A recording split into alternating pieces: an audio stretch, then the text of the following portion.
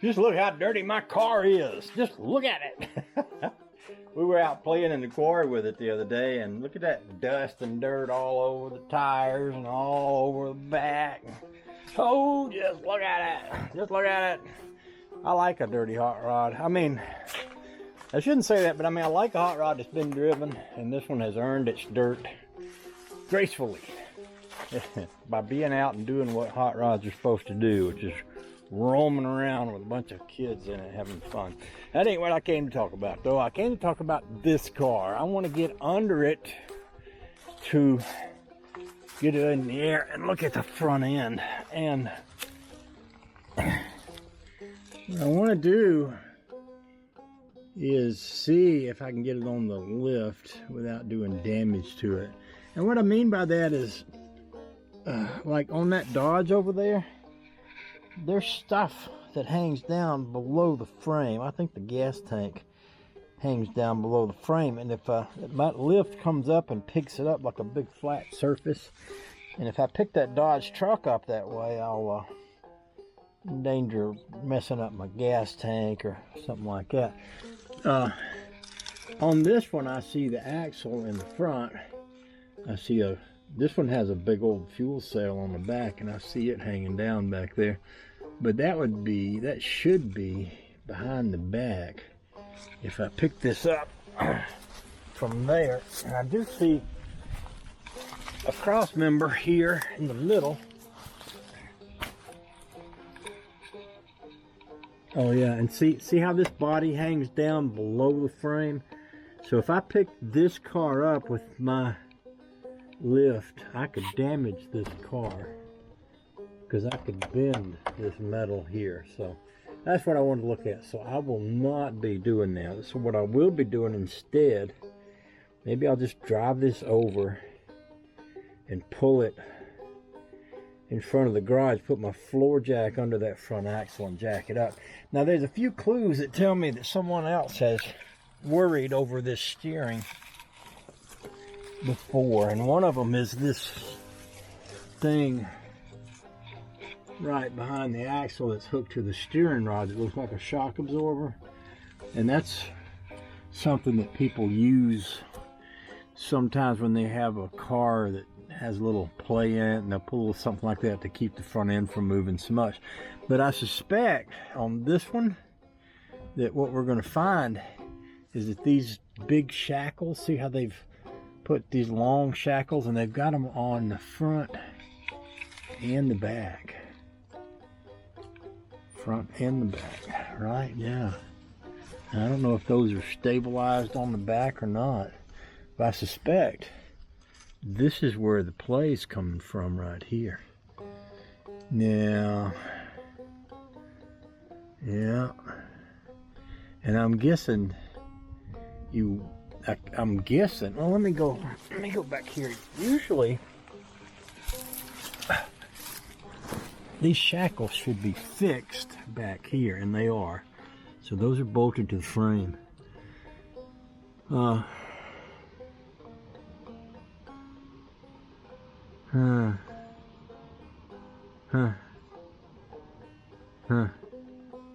So I'd have to think about how, if I was going to make any changes to this, what would I do? I mean, I'm not planning to make changes. I'm just thinking in Rusty's case, because he's going to want to figure out how to. He's going to want to figure out how to get this thing over 40 miles an hour without losing control of it. But I'm guessing this. You can see this is like sideways a little bit here, like this is leaning this way. And I bet you that's where the play is, in the front of this car. I bet you. I don't even think I'm even going to bother jacking it up. Well, I could throw a floor jack right up under the axle and woggle the wheels around. I'll do that. I'll just drive it over there. It's a pleasure to drive. As long as you don't get up, real fast. Thing's got an awesome fuel cell in it. I was winterizing it today and Couldn't find the gas tank, and I finally did find it. It's a really nice fuel cell back in the back. You have to go through the floor in the back to get to it. Y'all just sit there. Kind of awesome battery. Been sitting out here without being on any kind of battery tender for quite a while, but it started right up this morning.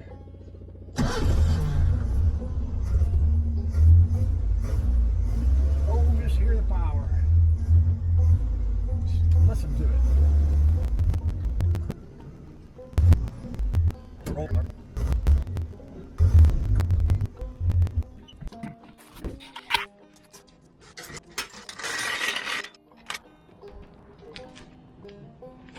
I see that play in that. That's not what I expected to find.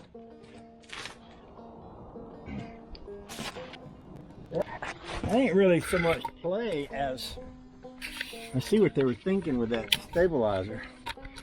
Both tires are doing that. Kingpin. Here's Kingpin right here. And it is loose. Look at that. Can you see the, look at the spot right there. See that? It's pretty loose. And I believe he said there was some, the guy that sold this, he said there was some new Kingpins in it. This box in the back. Oh, look at this one. You see that? Let's get up under. So I probably was wrong about this. I don't see a lot of movement in that, but I do. Yeah.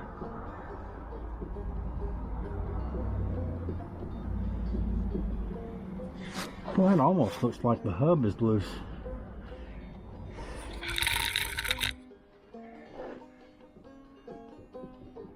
Yeah, it does. More than the Kingpin. Like the wheel bearing is loose. Yeah,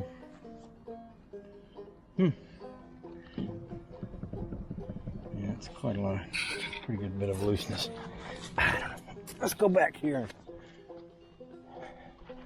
This is a cool little car. Let's see what's in the box.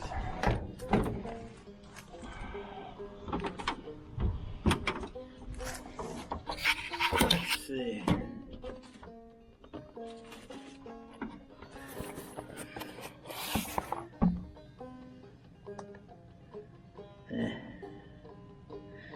Fuel sender. Yeah, old Kingpins. So maybe he did already replace the Kingpins. Huh. Maybe it isn't the Kingpins. Maybe it is the wheel bearings.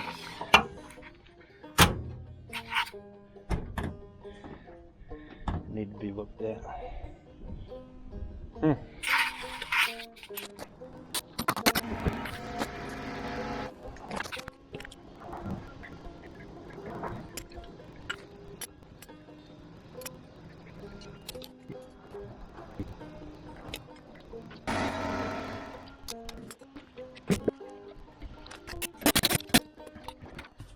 A lot of play there.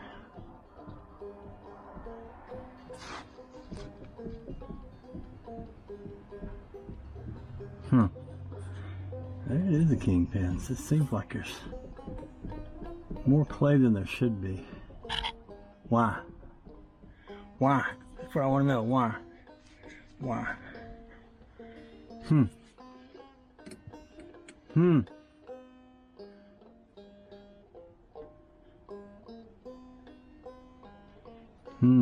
Why? I don't see a lot of play back here. It really looks like the play is right in the, must be the Kingpin. Let's go look in that box that says old Kingpin. I'm wondering, now I'm wondering. kingpins. Well, I mean, that looks like old kingpins there. I'm wondering if these, if the kingpins on this axle are like maybe the axles gotten wallowed out over the years and somebody put new kingpins in there, but they need might need to be re-drilled and I know when I did the kingpins on the front of the rat rod, there was a reamer that would cut a hole. I say this like I think about this the way I think of a banjo fifth string. A banjo fifth string has a hole that's bigger at the top than it is at the bottom, and you push the fifth string peg down in that hole, and the hole gets smaller as it goes in, and that tightness is what holds it. And I'm thinking on the kingpins, it's kind of the same principle. Usually you have a reamer that reams a hole out. I might be wrong about that. It might not be. But I'm wondering if it might need to have the hole looked at, and maybe an oversized pin worked in there or something like that. This one's got some movement where the bearing is, not as bad as the other side, but there is some. I'll see if I can tighten that bearing a little bit and get some of that out of it. Maybe I can.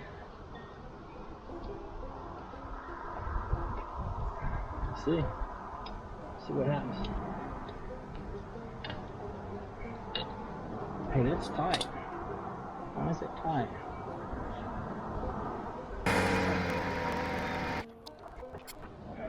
What is going on here? I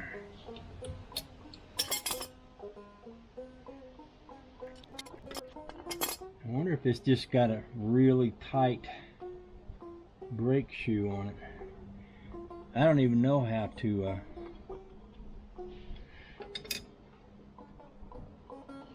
adjust the brake shoes on a Crosley.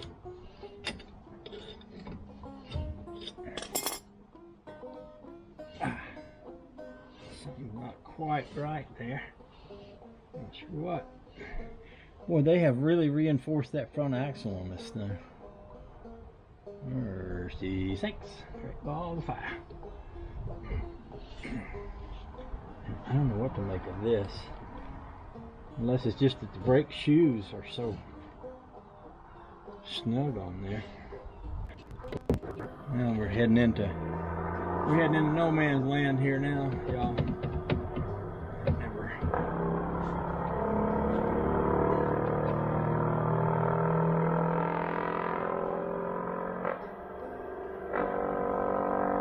Well, listen to that diesel wind up. What in the world is that? Is that an old D4?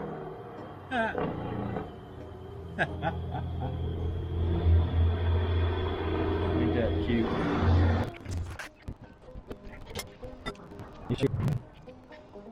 I think what I'm going to do, put the wheel back on there and then look up how to adjust that. It looks like it looks a little bit like it adjusts from the back side, like an old turn bolt on a diesel air brake or something.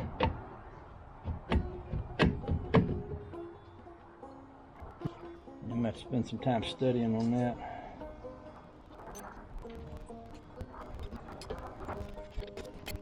She's trying to figure out Rusty's front end. Huh? She's kind of trying to figure out Rusty's front end. Yeah. It's you know, it woggles and stuff, and I'm just trying to figure out what's going on with it. This wheel acts like it's locked. I can't hardly turn it. Wow. Yeah, that ain't right, but that could be just a brake adjustment. But the other side was loose. It was wobbly here. This is kind of loose too. See how that's wiggling around? I'm thinking that could be kingpins. But it's got new kingpins in it, but I'm just wondering if the kingpin holes are wore out or what. I don't quite know. I might make this video and not publish it and just send it to him, let him study on it, you know. And I thought I'd... Sure, I just remembered I was going to see if I could take those seat covers off. Oh yeah, there's that too. I'm gonna go look up how to adjust the brakes on Crosley on the internet. Won't go any further, but I'll put his wheel back on. Alright, I'm gonna go in the house and do a little quick internet research on this here. I might call Cutworm, he could tell me. I got my phone out here. Call Cutworm. Which one? Calling now. Your call has been forwarded to an automatic voice message system. Options. Cutworm, Cutworm. This is me calling Cutworm. Over. But if you get this message, ring me up. It's not terribly important, and if you don't call, nobody will die or anything like that. Love y'all. See you. Bye. Cutworm's my go-to guy for anything I need to know in particular, so we call him up sometimes. Let's see if I got a phone number over here. And that one is that number, and this one is the same number, so I only got that one number. So okay, I'll go look on the intranet. So we got these old black seat covers on the RV, and I don't like them because they stick to my legs. They're fine over there. And I've been driving around with a towel under my seat because they stick to my legs. And Honey Baby said, I wonder what's under them seat covers. And she pulled them off, and look at there. Them seats look good. They look like they're brand new. They are brand new. Somebody put covers on them as soon as they come. Ah! You scared me, baby. You scared me. Look at you go. Whee! Something just blowed out. I think it was a napkin, though. All right, I'll leave you to it. You're doing a great job. Love you. Oh, now I see. See, this is a cam type adjuster. And I'm guessing what you do is you loosen that. That looks like it's 5/8 or 11/16, and it looks like you would adjust this cam. It looks like the cam on a steering box. Let me go get a wrench. It's about the right size. Let's see if I can loosen that cam, and we'll play with that. We'll look at it though. That's a 3/4. So I might want to get a box end wrench on that, but let's just see if we get them to break loose first. I'm guessing that goes counterclockwise. It wasn't too hard to turn. That's a good sign.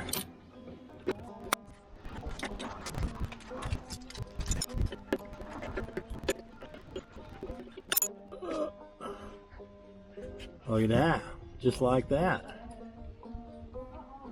What? I think I'm a blue away. Where'd it go? Over here. No, I threw one out over here. Well, that fixed that. Look at that. So let's try tightening the rear a little. I might need to loosen that big bolt first. You know, that could be, I mean, if you got one tire that's wanting to lock up, that could certainly cause a woggle in the front end. Couldn't it? Wouldn't it? Couldn't it? Wouldn't it? It could, I'm thinking, right? So let's try turning this back one a little, if we can.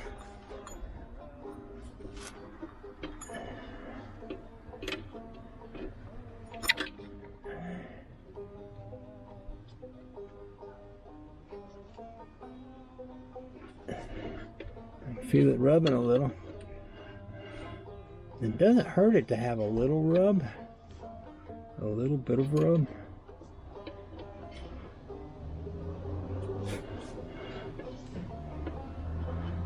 Now let's loosen this one back. And let's do the same on the front. Let's try this one.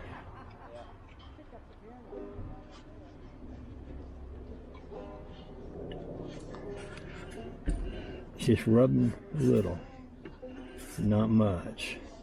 So I'm gonna give this one just a little.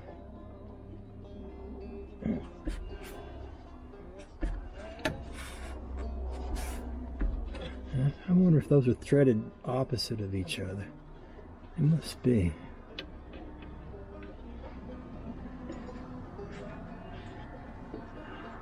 Okay, that's too tight.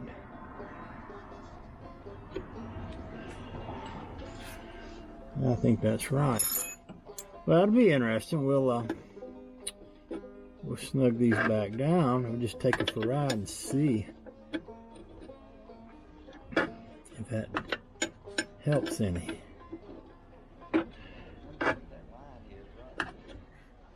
My Crosley, my red one, the pedal's going all the way to the floor. I backed it out of the garage the other day.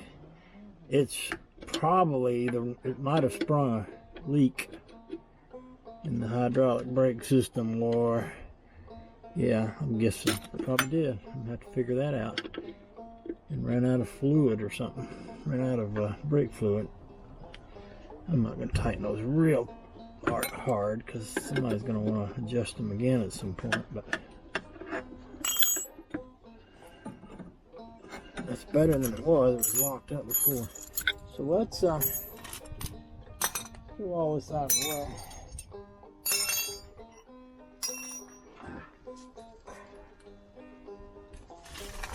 By the way, I took a picture of this with the car jacked up. I'm gonna send the picture to Rusty and say, this is what your Crosley looks like doing a wheel stand, except without the jack.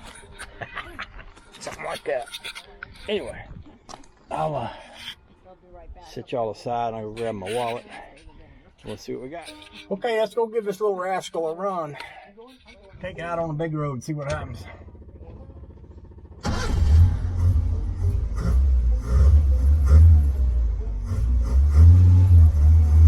First thing I want to do is make sure the brakes work. Brakes work.